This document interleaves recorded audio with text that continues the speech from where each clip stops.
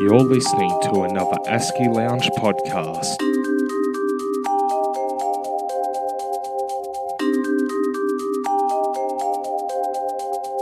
Welcome, ASCI members, back to the ASCI Lounge. I'm Monique Fenech, Australasian Supply Chain Institute, and this is our special series on ASCI2019, our conference to be held from the 17th to the 19th of September 2019 in Melbourne. Today on the ASCI Lounge, we have with us an international keynote who will be presenting at ASCI2019, Mike Chaffins. Hi, Mike. Hello, Monique. Welcome to the ASCI Lounge for the first time. I'm going to give you a bit of an introduction, Mike, if that's okay, before we kickstart into the interview. Mike is the Senior Director of Supply Chain and Purchasing for Nikola Motor Company. Mike has 27 years of supply chain and purchasing leadership experience at automakers like Nissan, Mercedes-Benz, Toyota, and Nikola, where he's sourced parts in 30 countries required for 30 vehicles. And that is a great segue, Mike, to how many countries have you actually worked in? All 30. I've actually been able to be lay feet in all 30 of those countries and buy parts from suppliers around the world. They go into 30 different vehicles from all four of those car companies that you just mentioned.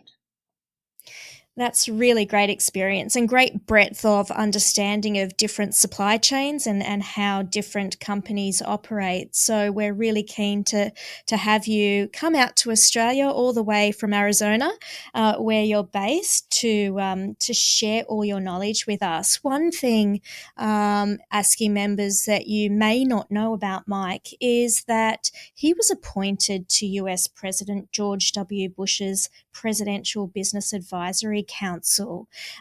So that in itself is a fascinating privilege for a supply chain leader to be involved in such a council. Can you talk us, Mike, through how it was that you were actually appointed to such a council? Sure, Monique. Back in the early 2000s, some of you may remember that George W. Bush administration had placed tariffs on incoming steel, and that was done in an effort, just like today, to protect the U.S. steel companies from imports from Asia in particular. What was not realized by Congress and the U.S. president was the impact upon the broader U.S. Supply chain, particularly in my case, automakers. And so what I did is I was very vocal to Congress and wrote several white papers that illustrated the impact upon automakers of these particular steel tariffs. So several congressmen contacted me and they brought me out to Washington, D.C., where I was able to present to them the particular impacts and struggles that were caused by these U.S. steel tariffs to the automotive industry. And from that, I was awarded the U.S. Businessman of the Year by the U.S. Congress, which was a great honor for me.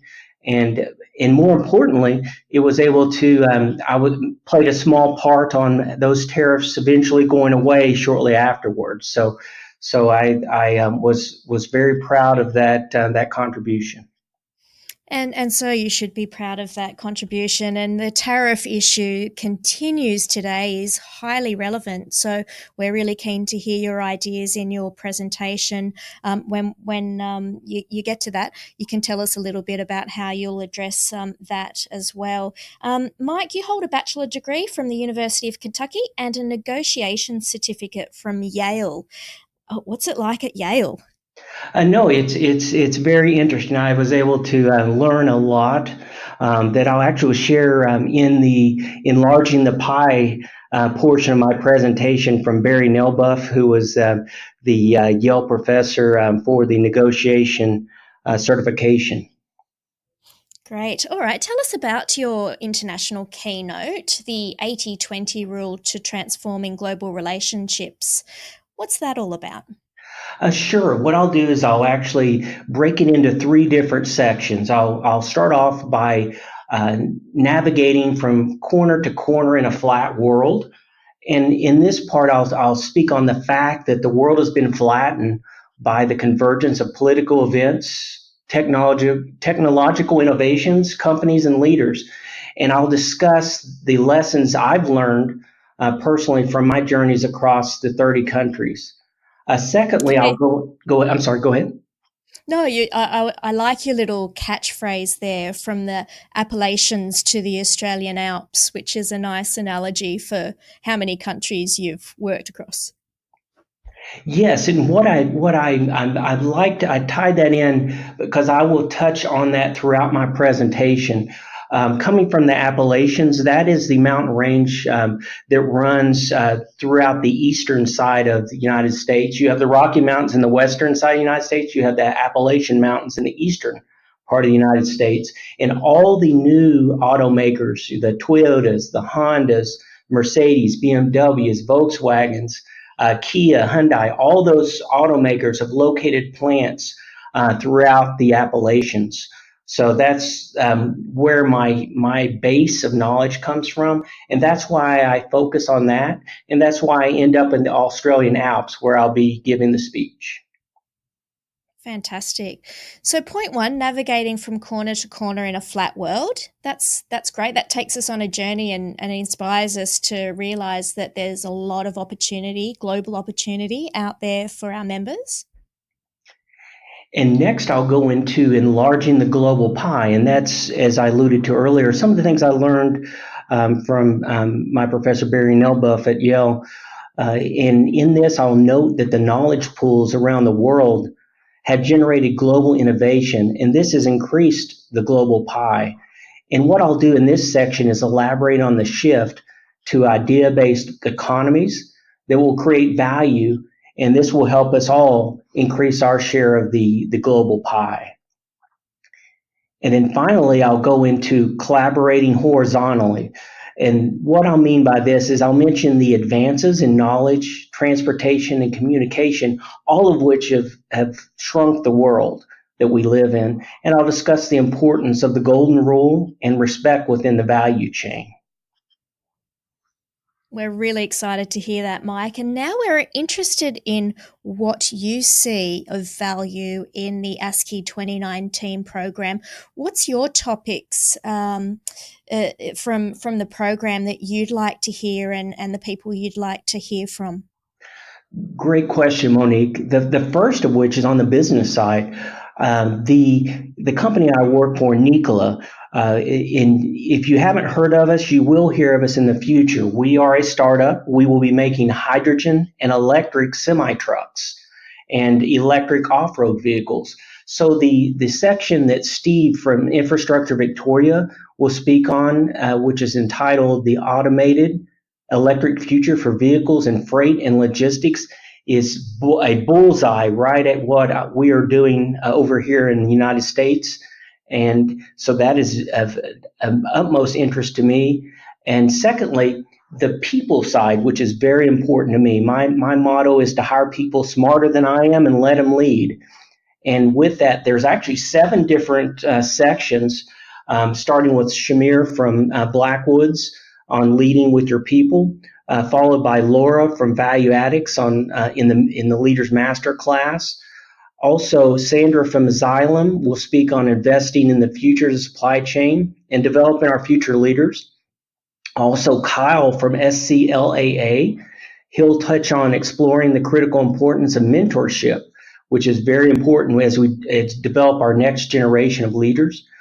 Next, Bernadette from Sugar Australia will touch on engaging the next generation of supply chain, followed by Amy from Sumo Salad, building relationships to future-proof the supply chain. And finally, the panel that will be led by Alex from Coca-Cola on exploring the nexus between people, skills, and technology. All of these actually feed my presentation. It's a nice segue. I'll be one of the first speakers, so I'll be very interested in kind of seeing how what I say kind of segues into what a lot of the conference will compose and discuss.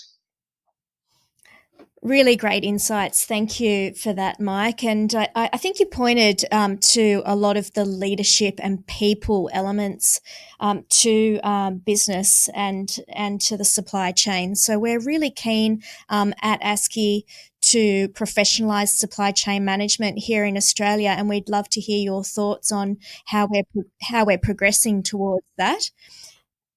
And finally, Mike, it's going to be great to have you in Australia. Have you been here before?